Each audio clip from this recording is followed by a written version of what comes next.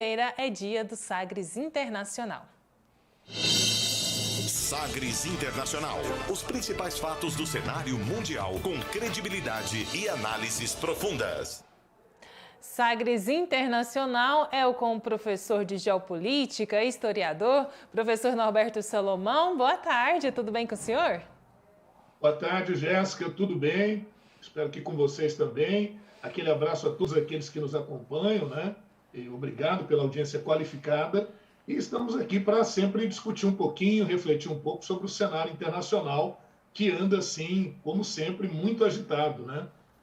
Pois é, professor. Hoje o nosso tema é para falar, do conflito entre a Rússia e a Ucrânia e também do acordo sobre a exportação de grãos. Mas antes da gente detalhar, para quem nos acompanha aqui no Tom Maior, sobre esse acordo, quero que o senhor nos atualize também a respeito desse conflito, Começou lá no final de fevereiro, dia 24, já estamos aí com quase 5 meses de conflito, de guerra entre a Rússia e a Ucrânia. Em que pé estamos nesse conflito, hein, professor?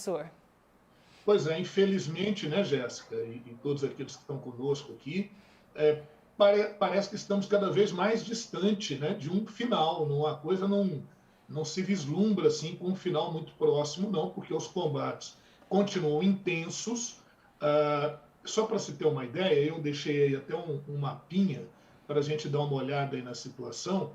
Veja que a Rússia continua atuando, né? Nós estamos com 141 dias hoje, né? Nessa quinta-feira, 14 de julho, estamos com 141 dias de conflitos na região. E a Rússia já dominou toda aquela região leste, né? Aquela região do Donbás, a região sul também ali dominada, né? Então, aquela área do Mar de Azov praticamente bloqueada pelos russos, e acusações fortes, né, Jéssica, da Ucrânia, de que os russos têm atacado alvos civis. E realmente têm atacado prédios, têm atacado supermercados, shoppings, e com a morte de civis. Então, isso tem sido um golpe muito duro. Por outro lado, os ucranianos tentam reagir, né? O Volodymyr Zelensky, né?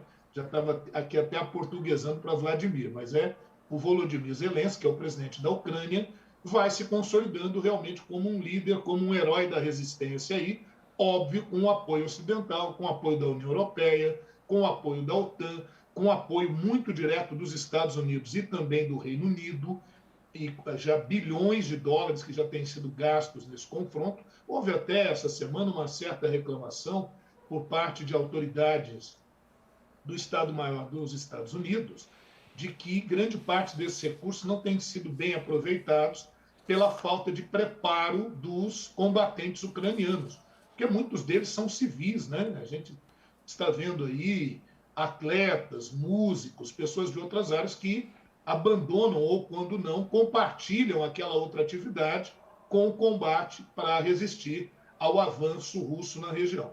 A verdade é que aquilo que o Vladimir Putin, pretendia, que era dominar a região de Kiev, que é a capital da Ucrânia, ele não conseguiu. Mas naquela região ao leste, ali sim, há um domínio considerável dos russos, a ação aí bem dura, né? Eu tinha colocado um mapinha, mas parece que ele não pôde entrar, não tem problema, a gente segue aqui com essa nossa descrição, viu? É isso, Jéssica. Então a situação não é nada fácil, em meio a isso, né? É que nós temos a tentativa de um acordo para o escoamento de grãos ucranianos. Né? Professor, acho que essa é a nossa pauta. Diga lá. vamos colocar aí o mapinha na tela, a gente já conseguiu ajeitar aqui para o senhor poder sim. explicar para a gente aqui. Tá certo. Não, essa parte que está em vermelho é a parte que ou eram áreas que já tinham se separado lá em 2014, ou áreas que são anexadas. A gente está vendo aí, pegando aí a direita de quem estamos acompanhando, né?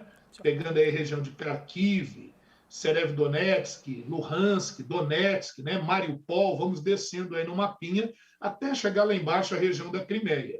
E aí está aqui, né? Mar de Azov, Sea of Azov, Mar de Azov, aquela área que eu tinha colocado aí, está à direita do vídeo de quem está nos acompanhando. À esquerda, embaixo no seu vídeo, você está vendo aí Black Sea, é o Mar Negro, é nessa região aí que nós temos grãos ucranianos que estão vedados e que o acordo vai tentar aí permitir que haja um fluxo, né? A parte em azulzinho que vocês estão vendo são as áreas de resistência ucraniana, onde a Ucrânia tenta resistir. A parte mais clarinha aí para o norte, né, é a área que a Ucrânia consegue manter, que a Rússia, apesar das tentativas, não conseguiu dominar. E onde vocês estão vendo os círculos pontilhados são as áreas em que estão ocorrendo combates, são as áreas de combate. O mapinha aí, a fonte da Al Jazeera, né, que é aquela agência de notícias do Oriente Médio, né, da região do Oriente Médio, e aí a gente está usando para localizar, para ver o que está ocorrendo aí na região. Próximo, vocês estão vendo a Romênia, a Moldávia, né, e a Rússia lá em cima. Então, acho que o mapinha aí dá para a gente ter uma noção mais clara do que está acontecendo, né, Jéssica? Alguma dúvida aí? Pode falar, fique à vontade. Não, professor, tudo certinho. Mapinha aí, o senhor explicou direitinho aqui para a gente. Não é? Deu para localizar bem.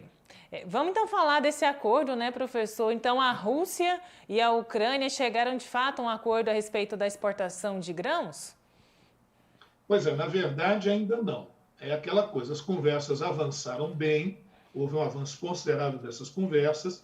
Segundo o chefe de gabinete do Volodymyr Zelensky, o Andriy Yermak, ele informou que as conversações lá com a Rússia, envolvendo a Turquia, né? A Turquia foi a grande conciliadora, a reunião, inclusive, foi em Istambul, nessa quarta-feira, dia 13, e hoje já chegou, assim, a um primeiro consenso, né? Uma primeira tratativa que talvez na semana que vem possa ser melhor efetivada, né? Resultou aí em alguma concordância, estão falando então, as figuras aí, né, do Vladimir Putin e do Volodymyr Zelensky, nessa questão aí dos grãos, e a ONU também está presente, representantes da ONU. Nessa reunião não estão presentes nem aí está uma imagem do Departamento de Defesa da Turquia, né? Estão aí lideranças militares e diplomáticas que se reuniram para chegar a um acordo. Não estão aí nessa reunião nem o Volodymyr Zelensky, que é o presidente da Ucrânia, nem o Vladimir Putin, que é o presidente da Rússia. São os representantes e a conversa avançou, né? Ela avançou no sentido de se criar um centro de coordenação conjunta para poder monitorar esse processo de escoamento de grãos. Porque é bom lembrar que esse acordo não está significando, pelo menos no momento, a queda das sanções impostas à Rússia, mas sim uma certa flexibilização para que a Rússia, que tem um domínio interessante ali na região do Mar Negro, para que a Rússia possa permitir o escoamento de grãos da Ucrânia. A Ucrânia é uma das grandes produtoras de grãos do mundo. A ONU compra grande parte desses grãos. A gente chega-se a afirmar que metade dos grãos produzidos pela Ucrânia são comprados pela ONU para distribuir nas ações humanitárias, principalmente em regiões da África e algumas áreas da Ásia. Então, isso é muito importante para evitar todo aquele quadro de insegurança alimentar. A crise alimentar ela já vai acontecer realmente, mas para tentar mitigar, minimizar esse processo de crise. Para você ter uma ideia, aproximadamente 20 milhões de toneladas de grãos estão ali paralisadas e agora, com esse acordo, tudo indica que poderá se viabilizar o escoamento desses grãos. Viu, Jéssica? Antes da guerra, para você ter uma ideia, o fornecimento de trigo da Rússia e da Ucrânia representava aproximadamente 30% dos grãos comercializados no mundo, comercializados no planeta. A Ucrânia é o quarto maior exportador de milho do mundo, o quinto maior exportador de trigo, isso segundo o Departamento de Estado lá dos Estados Unidos. E as negociações sobre o tema, elas foram avançando. A Maria Zakharova é a relações, né, a porta-voz do Ministério de Relações Exteriores da Rússia. Ela disse, olha, foi possível formular alguns pontos aí desse acordo, a gente parece estar próximo de um acordo, mas, segundo o ministro da Defesa turco, ainda vai ser necessário mais algumas conversações e para a semana que vem, talvez eles, semana que vem ou talvez na outra, possam chegar a um documento final para selar realmente esse acordo, para viabilizar isso que, você vê, 20 toneladas de grãos, isso já alivia as condições em muitos lugares aí do mundo. Está se falando de um encontro talvez no dia 20 ou 21 de julho, mas não há ainda uma certeza sobre isso. O governo turco, que é quem está mediando todo esse acordo, diz, olha, não há ainda uma data definida, mas o Ministério de Defesa lá da Rússia diz que tem informações que pode ser para o dia 20 ou 21 de julho para se assinar um acordo final. O secretário das Nações Unidas, o Antônio Guterres, o português Antônio Guterres, ele tuitou, colocou lá no seu perfil o seguinte, as palavras dele aqui: um raio de esperança em um mundo escurecido pelas crises. Hoje, em Istambul, vimos um grande passo em frente para garantir a exportação de produtos alimentares ucranianos através do Mar Negro. E ele ainda complementou dizendo ótima vontade, compromissos de todas as partes. Então, ele está muito animado com tudo isso. Já os ucranianos não estão tão animados assim.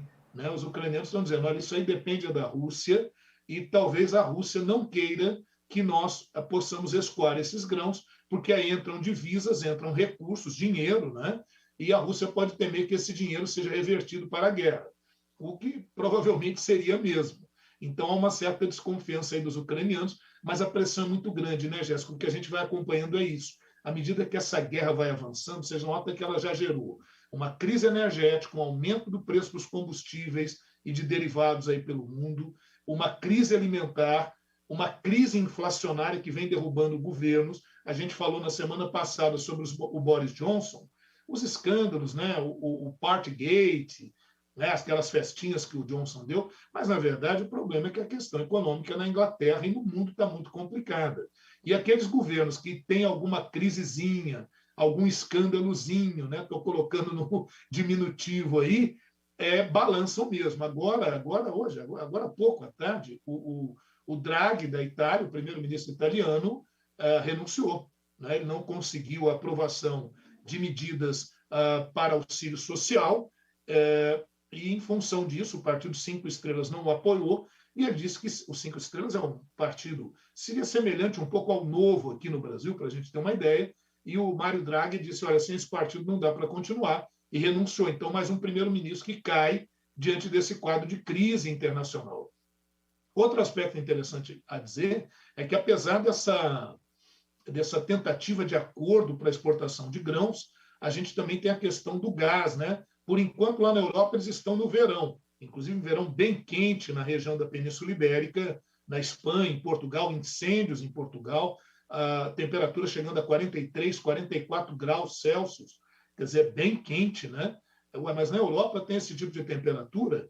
Em alguns verões, sim, eles estão ali naquela área do Mediterrâneo, e aí vem massas de ar quente ali da região do Saara, e muitas vezes o bicho pega lá, o calor realmente é muito forte. Só que daqui a pouco, daqui a alguns meses, está chegando o inverno. E aí você precisa de um sistema de calefação, e eles dependem do gás russo. A Gazprom, que é a empresa russa que fornece gás para a região, diz que está com problemas técnicos, que já mandou um gerador importante para que esse gás seja transportado lá para o Canadá para ser consertado num convênio com a empresa Siemens. O Canadá diz que o motor lá já está pronto, que pode devolver lá para a Alemanha.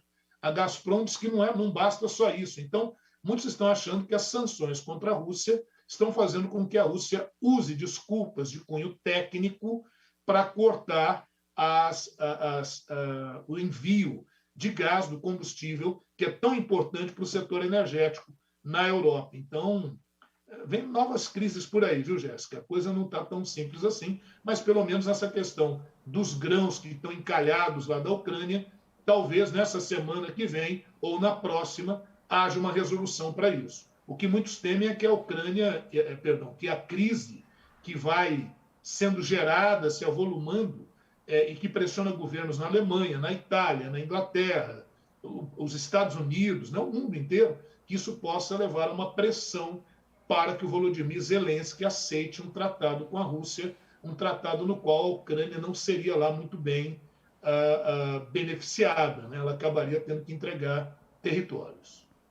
Pois é, professor, além dessa questão, desse acordo para exportação de grãos, outra questão que parece encaminhar aí para ser resolvida é a de Kaliningrado, O que o senhor pode comentar para a gente sobre esse assunto? Nossa, Jéssica, essa questão é tão curiosa, que é importante a gente falar dessa assim. Enclave é quando a gente tem uma área dentro de um território, mas essa área está vinculada a uma outra região, uma outra área. Aí nós temos um enclave. Como ocorreu, por exemplo, quando houve a divisão da Alemanha, em Alemanha Ocidental e Alemanha Oriental, e a cidade de Berlim ficou na parte oriental, e a parte ocidental de Berlim estava ali, em meio ao domínio de influência soviética. Então a gente dizia que Berlim Ocidental era um enclave capitalista, né? Enclave dentro, um enclave capitalista em meio ao mundo socialista. Agora a gente tem o exclave, que é quando um país tem uma área distante, uma área que está fora, é descontínua do seu território, e é o que a gente vai ver aí no mapinha. Vamos mostrar esse mapinha, fica mais claro para o pessoal entender. Olha, essa parte amarelinha que está circulada aí com, né, esse círculo vermelho, é uma região da Rússia. Vocês estão vendo que tem uma linhazinha que puxa da Rússia, aí pelo Golfo da Finlândia, vindo pelo Mar Báltico até chegar a Kaliningrado. Kaliningrado está entre a Polônia e a Lituânia. Então, essa é uma área, a gente chama de oblast, é uma área que é uma república, é um território russo, só que está fora do território contínuo da Rússia. Pois é, em meio a essa guerra da Ucrânia, a Lituânia, temendo pelas suas fronteiras, acabou bloqueando o comércio da Rússia com Kaliningrado, com esse exclave, com essa região. E agora, essa semana, houve uma certa flexibilização. A Comissão da União Europeia disse que seria possível, sim, por meio ferroviário, que se transportassem algumas mercadorias da Rússia para Kaliningrado e vice-versa, desde que esses produtos não fossem produtos militares ou qualquer produto voltado para a guerra. Mas espera aí, não tem sanção da Europa contra a Rússia para esse tipo de transporte? Tem, mas a Comissão Europeia diz que essa sanção não envolve o setor ferroviário, desde que os produtos sejam produtos alimentícios e medicamentosos. Então, por via rodoviária, está bloqueado, mas por via ferroviária, não. O que você percebe disso aí, né, Jéssica? A gente percebe que a União Europeia já está tentando dar uma flexibilizada em alguns pontos. Quem não gosta nada disso é a Ucrânia, que está vendo dia a dia as crises de governos na Europa. Para você ter uma ideia, essa semana o euro ele equiparou-se ao dólar, o euro sempre esteve acima do dólar na cotação internacional, equiparou-se ao dólar e de ontem para hoje esteve inclusive abaixo do dólar em alguns momentos. Então quer dizer que a economia europeia não vai muito bem. O temor da Ucrânia, como eu disse há pouco, é de que com essa tensão toda, com esse processo todo de pressão, que o mundo europeu, o mundo ocidental, começa a pressionar o Volodymyr Zelensky a aceitar um acordo de paz. Vamos acompanhando aí para a gente ver onde é que isso vai parar, né?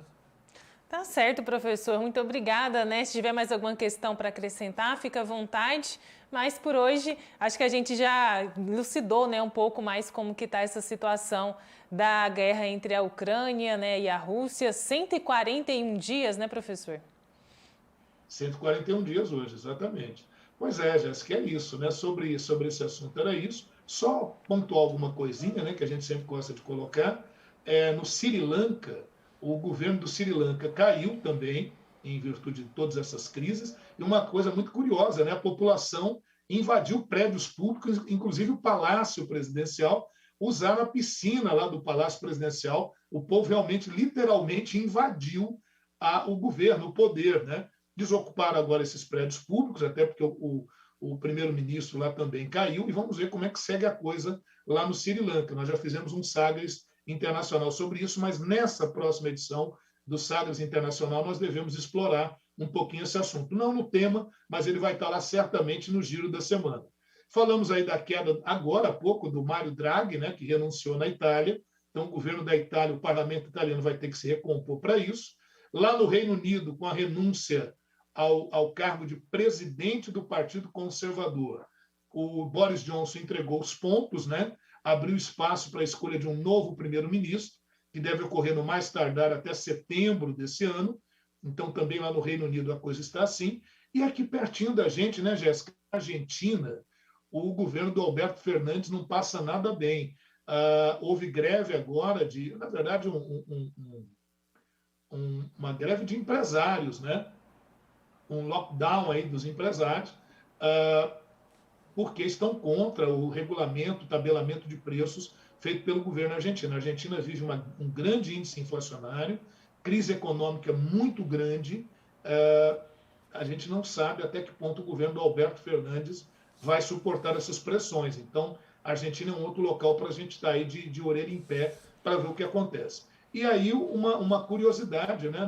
No Peru, uma força paramilitar, uma espécie de milícia peruana, prendeu algumas mulheres e as torturou, acusando essas mulheres de bruxaria. Então, em alguns lugares do mundo, viu, Jéssica, nós estamos voltando praticamente aí à Idade Média. Estamos voltando aí à caça às bruxas. Isso aí é aqui pertinho, né? Aqui na América do Sul, no Peru, esse processo. Bom, fora isso, lá nos Estados Unidos tem seguido uma comissão que investiga aquela invasão ao Capitólio. E cada vez que se investiga, se observa um comprometimento do presidente Donald Trump, que teria, de certa forma, instigado seguidores, manifestantes, o seu fã-clube lá, né, a tentar uma espécie de golpe. Ele achou que as Forças Armadas, os setores das Forças Armadas embarcariam nessa, e não foi o que aconteceu. Mas isso é o que está sendo apurado lá nos Estados Unidos, a possível responsabilidade do presidente Donald Trump naqueles lamentáveis acontecimentos, né? Pois é, de uma forma geral, viu, Jéssica, o que vai rolando, o que vai correndo pelo mundo é isso. Mais elementos nos acompanha ali no Sagres Internacional, na nossa edição agora próxima, vem muita coisa por lá. Eu agradeço a você, a todos aqueles que trabalham aí, os colaboradores do Sistema Sagres de Comunicação, que são fundamentais para que a gente possa conduzir aqui o nosso trabalho, que a gente tenta fazer com qualidade, né? E até o nosso próximo inadiável encontro, viu, Jéssica? Um grande abraço. Grande abraço, professor Norberto Salomão, professor de Geopolítica e historiador aqui com a gente em mais um Sagres Internacional. Sagres Internacional. Os principais fatos do cenário mundial com credibilidade e análises profundas. Sagres Internacional.